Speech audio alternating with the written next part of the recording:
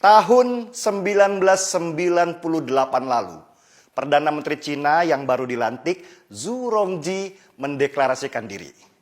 Berikan saya 100 peti mati, 99 buah akan saya kirim untuk para koruptor, dan 1 untuk saya sendiri kalau saya korupsi. Pernyataan Zhu Rongji ini bukan main-main, bukan sekedar manis di bibir, tapi dia benar-benar melaksanakan amanatnya. Tidak berapa lama sesudah dia berniat memberantas korupsi di Cina yang sudah berakar di sana, seorang pejabat Partai Komunis Cina ditangkap dan dihukum mati. Padahal orang itu adalah teman satu partainya sendiri. Koruptor itu diarak di jalan, ditembak di belakang kepalanya. Seluruh hartanya disita oleh negara dan keluarganya disuruh mengganti peluru yang dikeluarkan untuk menembaknya mati. Kejam? Banyak yang bilang begitu. Dan kelompok hak asasi manusia yang berpusat di Amerika seperti biasa teriak-teriak, protes, tidak boleh ada hukuman mati karena manusia punya hak untuk hidup. Tapi Cina tidak peduli. Ribuan lagi koruptor mereka tangkap dan mereka tembak mati. Bahkan proses eksekusinya saja mereka siarkan di televisi supaya ada efek jerah. Dan hasilnya ekonomi mereka meroket. Mereka sekarang sejajar dengan negara-negara maju di dunia dengan aset ratusan ribu triliun rupiah. Bahkan mereka berani head to head masalah ekonomi dengan Amerika. Bisakah Indonesia menjadi seperti Cina pertumbuhan ekonominya? Bisa, asal mau sedikit kejam terutama pada koruptornya.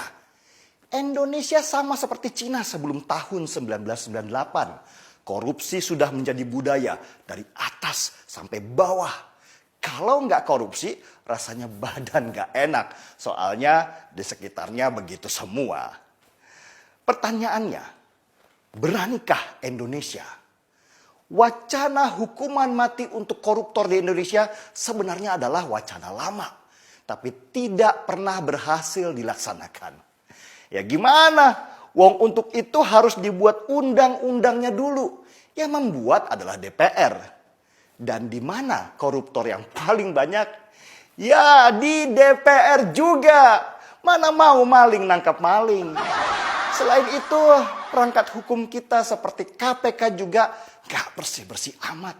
Bukannya sibuk membangun sistem supaya orang tidak bisa korupsi, malah main politik. Kebayang kalau mereka main tangkap sembarang orang hanya karena tidak senang. Orang tidak bersalah bisa hilang nyawanya. Cina bisa dengan mudah membuat produk undang-undang hukuman mati untuk koruptor. Itu karena mereka adalah negara satu partai. Jadi lebih mudah membuat peraturan. Sedangkan di Indonesia ada banyak partai, banyak kepentingan.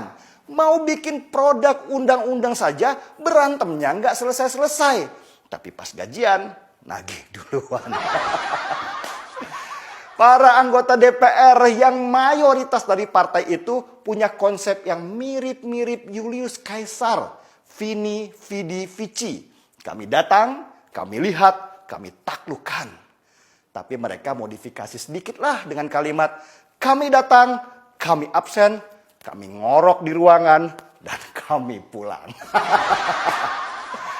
Jokowi sendiri sudah mulai menyatakan, kalau rakyat yang minta, bisa saja ada hukuman mati untuk koruptor. Tapi ya itu, siap nggak DPR-nya bikin undang-undang?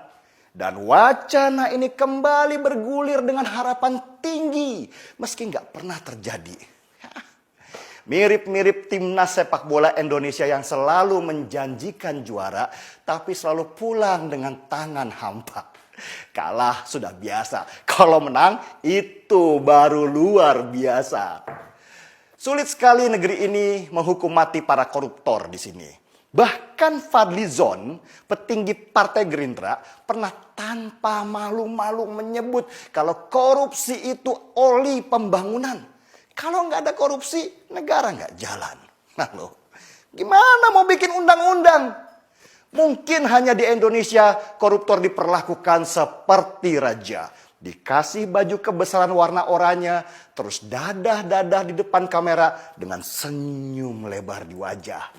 Nanti di depan pengadilan yang laki pakai kopiah dan yang wanita pakai kerudung mendadak syariah. Lalu di penjara mereka bisa bayar untuk dapat ruangan mewah, bahkan bisa jalan-jalan dan nginap di hotel mewah. Dan kalau sudah tua, dikasih gerasi karena sakit mulu dan membebani keuangan negara. Jumlah rupiah merawat koruptor di negeri ini jauh lebih besar dari jumlah rupiah yang dikorupsinya. Sedangkan di Cina, peluru saja harus dibayar oleh keluarganya yang sudah dimiskinkan semiskin-miskinnya. Masih jauh panggang dari api bicara hukuman mati untuk para koruptor. Jangankan melawan Cina, melawan negara kecil seperti Vietnam aja, kita masih kalah. Sedih kan? Marki Bong, mari kita seruput kopinya.